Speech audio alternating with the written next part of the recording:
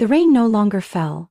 It poured down as if the sky had burst open, lashing the ground with fierce whips of water, tearing apart the stillness of the night. I stood motionless under the flickering light of an old gas station canopy, along Highway 74, nearly 50 miles from the city of Charlotte. The storm turned the cracked concrete into a shattered mirror, reflecting broken beams of light from a rusty neon sign. Everything around me blurred, much like my own life at that moment. I was soaked, my hair heavy with water clinging to my cheeks, lipstick and mascara smeared so that my face looked like a ruined painting. But the worst pain wasn't the cold or the dampness that seeped into my bones. It was the image of Travis's shiny black SUV fading into the storm, its taillights glowing red like mocking eyes. The last sound I heard from him wasn't an apology, not even regret. Just his cold, detached voice. "I need space, I can't take it anymore." Then the door slammed shut, and he walked away without looking back. I stood there, no longer holding an umbrella. It had snapped in half when I tried to chase after him from the restaurant parking lot nearly an hour ago. I had no coat, just a silk dress I had thought would make tonight special. Travis had suggested a fancy dinner to rekindle our spark. How bitter it felt now, realizing I was standing alone in a storm he had created. My phone blinked, low battery. I opened it, the screen blurred with raindrops, the number clear. 3% battery left. I tried opening the banking app, my heart pounding at the balance. $38.50. This morning, our joint account had over $2,000. I scrolled quickly through the transaction history. A withdrawal of $800 at 4 p.m. Right when Travis said he needed to take a call while I was picking shoes for dinner. He hadn't just left me in the storm. He had paved the way for his disappearance. I gasped for air, feeling as if I'd been swept away by a real storm. Thunder boomed, lightning lit up my reflection in the convenience store window behind me, a 32-year-old woman who thought she had found her home, now standing here like someone lost. I pushed the door open. The smell of plastic, stale coffee, and cold air conditioning hit my face, snapping me back. A young clerk in an apron, his hair dyed a pale blonde, looked up at me, his eyes caught between curiosity and caution. "Ma'am, are you okay?" I met his gaze briefly, though my voice cracked as I tried to answer. "I'm fine." Of course I wasn't fine. I was cold, scared, and falling into a pit Travis had shoved me into without hesitation. I stumbled toward the old coffee machine, trying to pick a flavor. None would warm me now. My hand hit a button, the machine groaning and shrieking as if protesting. I poured a bland cup. I needed something to help me stay upright. The rain kept pounding the metal roof, as if trying to tear apart this flimsy shelter. I looked out, the parking lot light flickering like it would go out. No more Travis. No more car that once took me everywhere. No more promises. The worst part wasn't that he left, it was how he did it, as casually as dropping a bag of trash by the roadside. I raised the coffee cup to my lips, but all I tasted was bitterness, like the betrayal seeping into my blood. The shop's doorbell jingled as a stranger entered. I didn't look up right away, partly because the weariness made me cling to the faint warmth of the coffee, partly because I was used to no one noticing me. But the air in the store changed, as if the cold wind from outside had dragged in something heavy, grounded. The young clerk stopped chewing his gum, eyes wide at the newcomer. I slowly turned my head. Standing by the door under the flickering light was a man in a dark windbreaker, rain dripping from the brim of his hood onto the dirty tiles. His gaze swept the store and settled on me. It wasn't a scrutinizing look, nor pity. It was the look of someone who had seen too much to need to ask. It took me a few seconds to recognize him, David Hale. I'd met him a few times at company year-end parties Travis took me to. Travis introduced him as a senior security officer hired for sensitive projects. Back then, David always stood on the sidelines, quiet, no drinks, no small talk, just watching as if guarding something precious. Now he walked slowly toward me, no rush, no added pressure. His voice was deep and steady. "Are you Riley Hale?"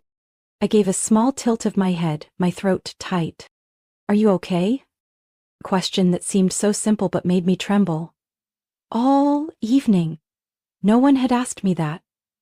I pressed my lips together, trying to answer as evenly as I could. I'm fine. But the words came out thin as wet paper. David looked me over more carefully. My dress clung to me, my hands shook around the coffee cup. How left you here? Words failed me. David's question held no judgment, just confirmation. I gave the smallest tilt of my head, my eyes stinging. In this storm? He didn't raise his voice, but the question hung in the small room heavier than the thunder outside. David gripped the strap of his bag at his side as if to steady himself from showing any other reaction. Then he exhaled slowly. Where do you need to go? North Pine, I whispered, then lowered my head. But I don't have a car. And my account's empty now. Let me give you a ride, you shouldn't be here alone. I hesitated. Part of me wanted to refuse, out of habit, waiting for Travis's approval before accepting help. But Travis wasn't here anymore, and I was tired, cold, lost. Thank you, I really appreciate it. David didn't say anything more. He simply motioned for me to follow, then turned to the clerk. I'll take another coffee, black, to go.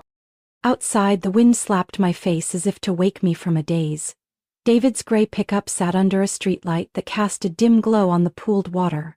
He opened the passenger door, waited for me to get in, closed it gently, then walked around to the driver's side. The truck was strangely warm and clean, the smell of leather mixed with the fresh scent of coffee. Without asking anything else, David adjusted his seat and started driving. The silence between us at first felt as heavy as the storm still raging outside. I gazed out through the fogged-up window, streetlights smudged into streaks, trees along the roadside bent under the wind.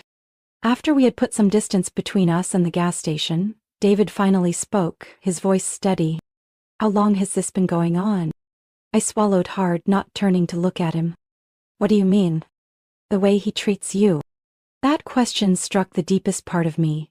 I wanted to deny it, to say Travis wasn't always like that he was under work pressure, that maybe this was just temporary.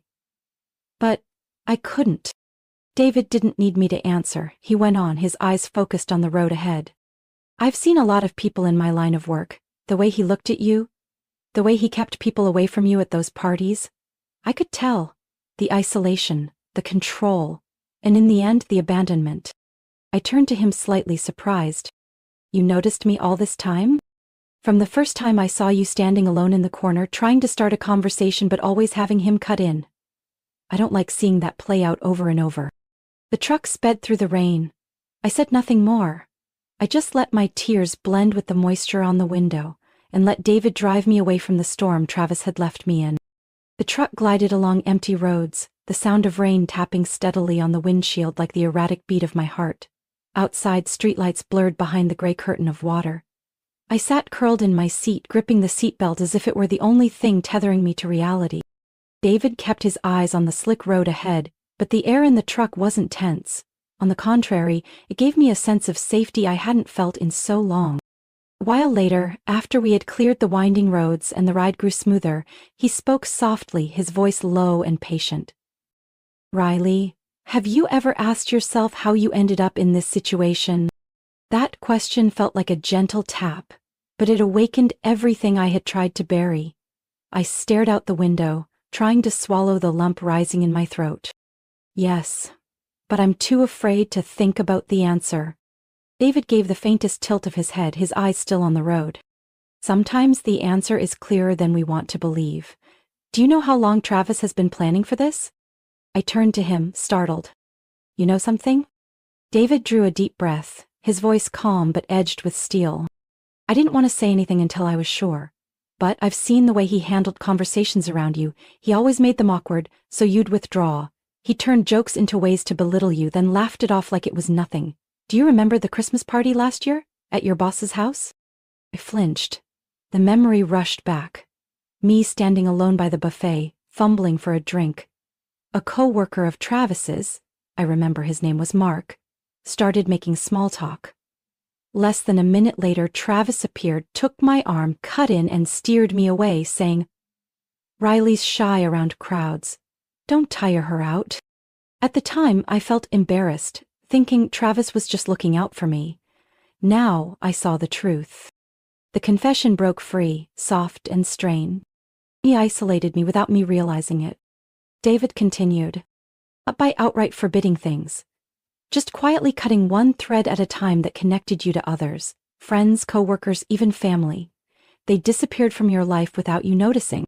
I shivered. I had turned down so many invitations, so many chances, because Travis said, "You're tired, you need to rest," or "We're all we need, Riley."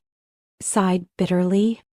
He made me believe he was the only one who truly understood and loved me.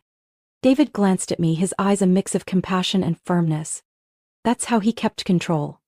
Just had to own your thoughts, and when you had no one else to lean on, that's when he started to manipulate you however he wanted.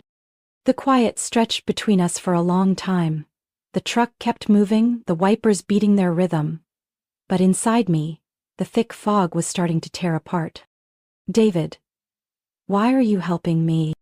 He smiled softly, a sad smile. Because I watched my sister go through the same thing. She thought her husband was just overly protective. By the time it all fell apart, she realized she'd been living in a glass cage too long. I don't want to see that happen again. I looked at him for a long moment. My gaze held a rare, unguarded gratitude, free from the fear that had long shadowed me. Thank you, truly. David just nodded, saying nothing more. As the truck turned onto the small street leading to my house, I finally saw what I hadn't dared face for so many years. I no longer believed that Travis was my entire world. That world had been shattered by his own hands when he left me in the storm. The truck came to a stop. David opened the door for me, his voice gentle but firm. Get some rest tonight. Tomorrow think about protecting yourself. From here on, the choices are yours. I stepped out, inhaling the scent of rain lingering in the air. The gate to my house appeared before me, not as a safe haven, but as the starting point of a new journey. Morning light streamed through the window blinds, casting beams on the raindrops still clinging to the bedroom glass. I lay motionless on the sofa, my body exhausted but my mind clearer than ever. I hadn't slept all night. Every image, every word from Travis replayed, tearing through the fog I had used to shield my life. I couldn't sit still. My hands trembled as I held my phone, but this time not from fear. It was because I knew it was time to act. I scrolled through my contacts, past names that once felt close but now seemed distant. Then I stopped at one name. Charlotte Evans, my once best friend, who went to law school with me, now a well-known attorney in Raleigh. I hadn't called her in years, not because I didn't miss her, but because Travis always made me feel those relationships were a hassle. I hit call. The ringing echoed in my ears, my heart pounding with each tone. Riley? Charlotte's voice came through, surprised but warm. Oh my goodness, it's been years. How are you? I didn't waste time. Charlotte, I need help, urgently. The warmth in her voice gave way to the focused tone I remembered. What happened? Tell me. I took a deep breath, giving her the short version. Travis left me in the storm, the account nearly empty, and I suspected he'd planned this for a long time so I'd have nothing. Charlotte was silent for a few seconds, then said with certainty, Don't leave the house. Don't sign anything. And don't listen to any promises. 1 hour. I'll be there. I put down the phone, feeling a hint of warmth slip into the cold I'd endured for so many days. Charlotte arrived as she promised, the same presence. Hair neatly tied up, dark blazer, carrying a document bag and a laptop. When she saw me, she didn't ask unnecessary questions, just gave my shoulder a gentle squeeze and stepped into the living room.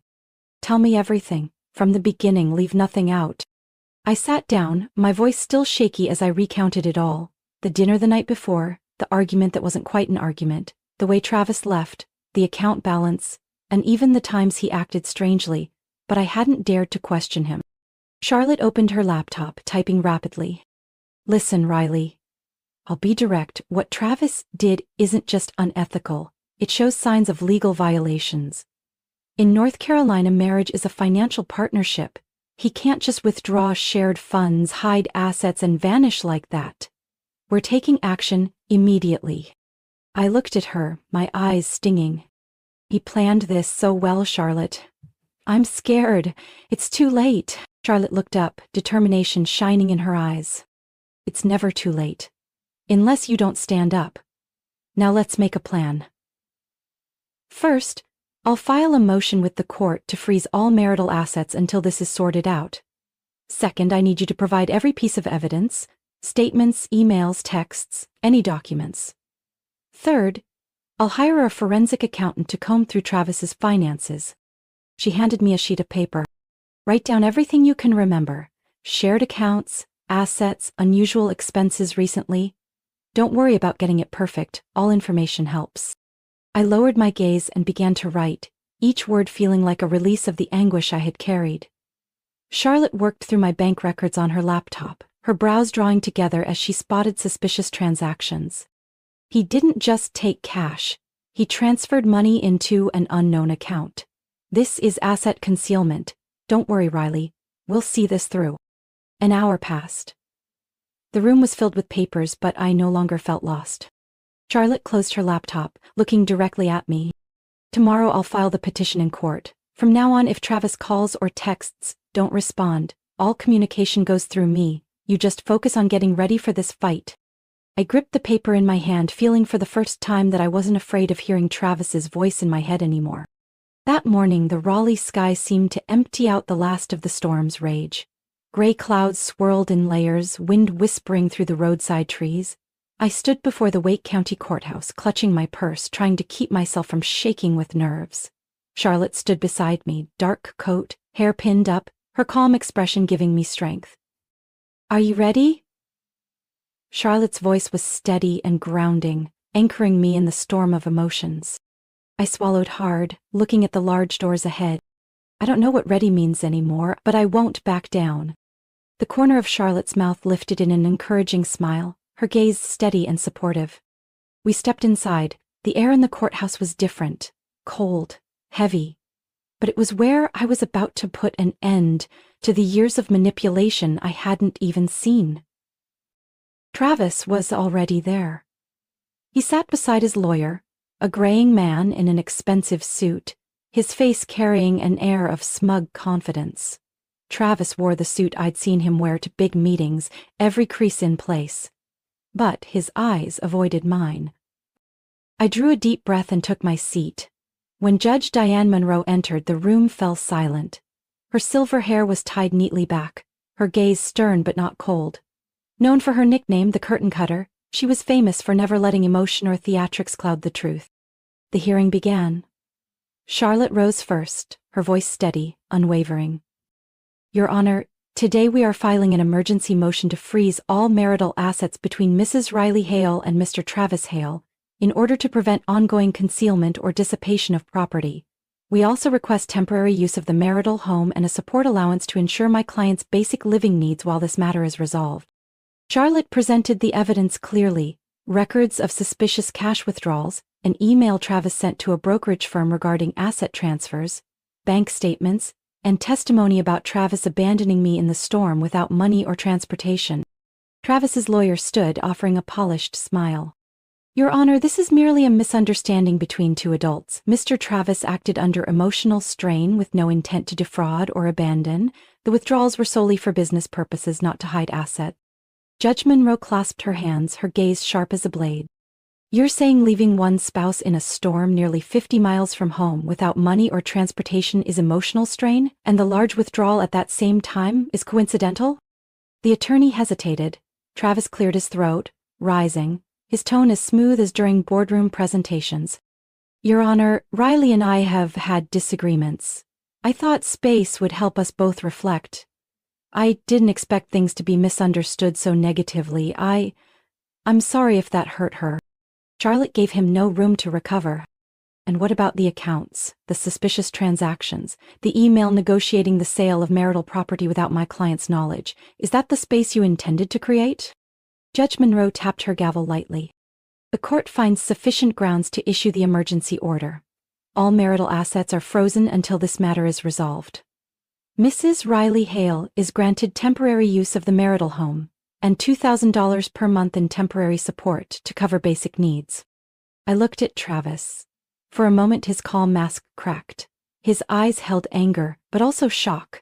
He hadn't expected me, the woman who once silently stayed behind him, to stand here, facing the truth.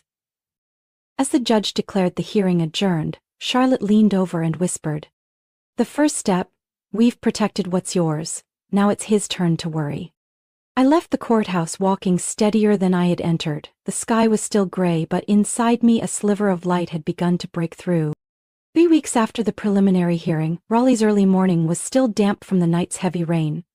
I sat in the living room, hands wrapped around a mug of hot tea that I couldn't even feel the warmth of. Inside me, anticipation and dread swirled like crashing waves. Today, Charlotte was bringing the results of the financial investigation she and the forensic accounting team had quietly conducted. A knock at the door startled me. Charlotte entered, followed by a man around 50, tall and lean, silver-rimmed glasses, carrying a thick file. "Riley, this is Mr. Anderson, the forensic specialist I hired. He's uncovered things. You'll need to brace yourself." I swallowed hard, nodded, my gaze fixed on the file Anderson set on the table. "May I begin, Mrs. Hale?" He opened the file, his voice calm, but every word sliced at the last bits of trust I had left. "After 3 weeks of reviewing transactions, contracts, tax filings, and both public and private data, we've determined Mr. Travis Hale deliberately concealed a substantial amount of assets. Our initial findings exceed $11 million. My ears rang. I gripped the chair to keep from collapsing. Charlotte placed a steadying hand on my shoulder, a silent reminder to stay strong. Anderson flipped through the file. "First, there's a shell company called Westlake Solutions, formed in Delaware 2 years ago, registered under an unknown partner, but actually controlled by Mr. Travis. This entity received internal transfers from his main business, then invested in real estate and vehicles titled through multiple legal layers." I froze as he pointed to a photo of documents for a large house in Arizona, paid for entirely in cash. "Next, a luxury condo in Miami owned by another company, created less than a year ago. Vehicles, a Lucid Air electric car worth nearly $130,000, titled to the company but insured through your joint account." Charlotte let out a dry laugh, unable to hide the bitterness. "So you were helping finance his deception." Anderson gave a brief glance of agreement, then turned another page. "We also found regular transfers to a Cayman Islands account, structured in small amounts to avoid detection. Nearly $3 million moved over the past 2 years. And," Anderson paused, his gaze heavy as if reluctant to go on, "prepared a fake asset division agreement complete with a forged signature from you. This document was stored in his personal cloud in a secured folder. If you hadn't taken legal action, he likely intended to use it to legitimize a divorce that stripped you of nearly everything." I felt my chest tighten, my breath coming in shallow bursts.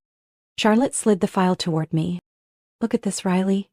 There's no more doubt. This was a calculated plan, from every transfer to every cover-up. He wasn't panicked. He didn't act on impulse. He mapped out his escape route." I turned each page, my hands trembling uncontrollably. Every figure, every record was like a knife, but also peeled away the layers of Travis's mask. Charlotte leaned back, her voice slow but firm. "We're filing this with the court. I'll request a full investigation, freeze any undisclosed assets, and seek division of everything we've uncovered. You can also claim damages for fraud and forgery." "I'll do it. Not for the money. For the truth, for the years I lost myself." Charlotte smiled, giving my hand a gentle squeeze. "This is the Riley I always knew." That morning, the Wake County Courthouse was busier than usual. The night's rain had stopped, but the air was still heavy with moisture, much like the weight in my chest as I climbed the courthouse steps. Charlotte walked beside me, calm as ever, a thick file tucked firmly under her arm. Travis was already seated inside the courtroom, under the cold white lights. He still wore a neatly pressed suit, but his face was gaunt, his eyes bloodshot from lack of sleep. His lawyer looked far less arrogant than he had at the first hearing. Both of them cast glances at me that were cautious, tense, a stark contrast to their earlier confidence. The proceedings began. Judge Monroe appeared, carrying that same dignified presence I had always respected.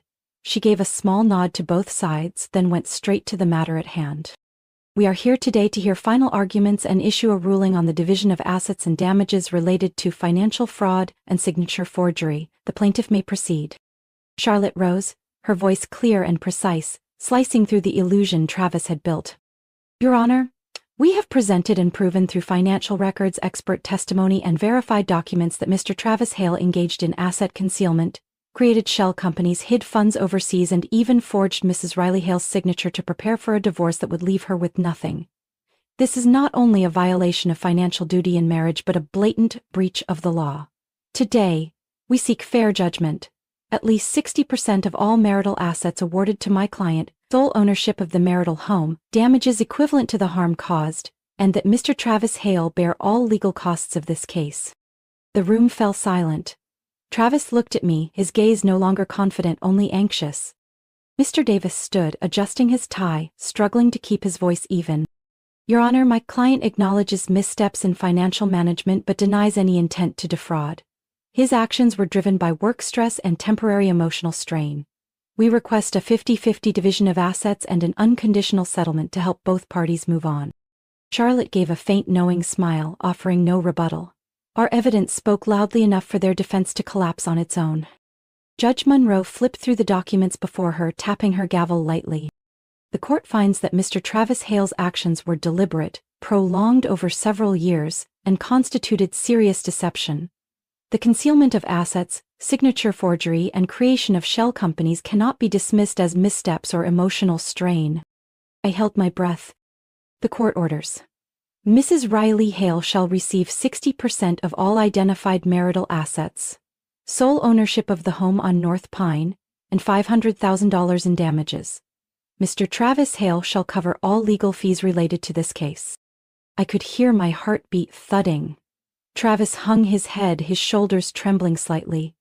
Mr. Davis sighed and began packing up his papers without meeting his client's eyes. Charlotte placed a hand on my back, whispering, "You've won, not because of the money, but because you reclaimed justice."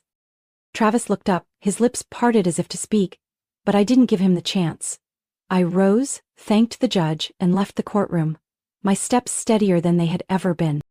Outside, sunlight pierced the gray clouds, casting soft beams on the courthouse steps. I breathed deeply, tasting the sweetness of freedom in every breath. In this battle, I was no longer the woman left behind in the storm. 3 months after the final ruling, the house on North Pine was fully mine, with Travis's name erased from every document.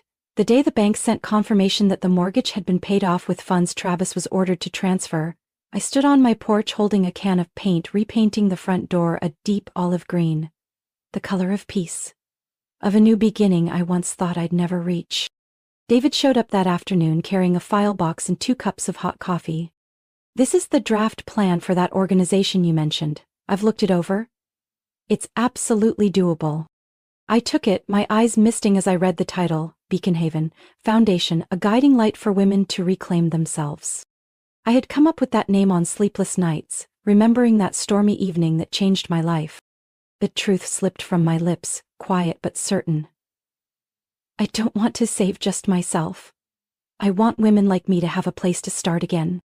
Charlotte was the first to offer her support, eagerly connecting with partners, raising funds, and volunteering free legal advice for the women who came to us. David handled security and logistics, creating safe systems and networks. Matt, my cousin I'd lost touch with because of Travis, managed the technology, building the website and record system to ensure total confidentiality. We rented a small office in Raleigh's historic district. The walls were painted a soft cream, and the only artwork was a picture of a woman holding an umbrella in a downpour.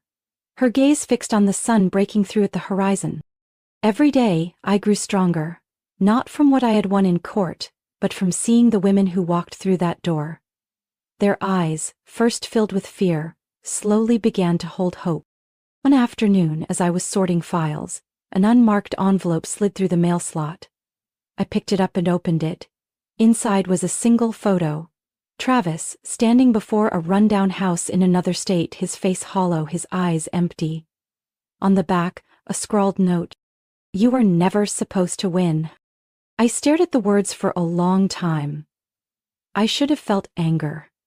But instead, I felt a strange, profound peace. because at that moment, I knew I had won. Not for the assets, not for the judge's ruling. I folded the photo and placed it in a file marked closed. That night, David, Charlotte, Matt, and I sat on the porch, watching the city lights twinkle softly in the night. "Do you think Travis will try to bother you again?" David asked, his eyes on the distance. I shook my head. Might try, but he no longer holds the one thing that mattered most: control over me. Charlotte clinked her glass to mine. "And you turned pain into strength. That's the kind of victory no one can take away." We talked about Beacon Haven's next steps: opening a branch office in Durham, partnering with an emergency housing center, hosting community awareness workshops. I knew the road ahead would be long. But for the first time in years, I wasn't afraid to walk it. My story isn't just about reclaiming justice from a deceitful marriage. It's about finding myself again after years of living under subtle control. From the woman who once trembled in the storm, I rose and rebuilt my life with my own hands and heart. Beacon Haven stands as proof of that strength, so no woman has to walk through the darkness alone again. And today, I know. True strength doesn't come from beating someone else. It comes from overcoming the fear inside you. What do you think about Riley's journey and the choices she made to change her life? Share your thoughts in the comments below. And don't forget to follow the channel for more heartfelt, meaningful family stories.